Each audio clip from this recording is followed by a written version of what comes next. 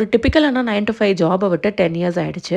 Previously ஒரு ID கம்பெனியில நல்ல பெரிய கம்பெனியில கேம்பஸ்லேயே பிளேஸ் ஆகி சூப்பரா 5 வருஷம் ஒர்க் பண்ணிட்டு இருந்தேன். கல்யாணம் ஆன டைமில் ரீலொகேஷன் ப்ராப்ளம்ஸ் வந்தனால I had to quit my job. And again நான் திருப்பி கண்டினியூ பண்ணாததும் அண்ட் ஐடி பக்கமே தலை வைக்காமல் இருக்கிறதுக்கும் ஒரே காரணம் நான் மட்டும்தான். நோபடி சரி நீ வேலைக்கு போகக்கூடாதுன்னு யாருமே சொல்லலை. தென் அப்படியே ஸ்லோலி நம்ம வந்து கண்டென்ட் கிரியேஷனுக்குள்ளே போயாச்சு.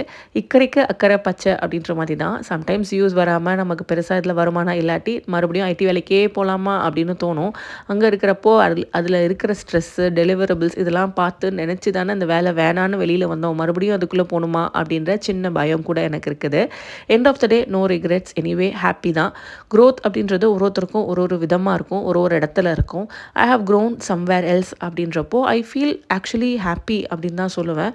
ஆனால் இந்த லிங்க்டின் பேஜ் பக்கம் மட்டும் போகிறப்போ கொஞ்சம் ஒரு மாதிரி வருத்தமாகவும் ரொம்ப கில்ட்டியாகவும் பொறாமையாகவும் இருக்கும். உங்களுக்கு எப்படி இருக்கும்?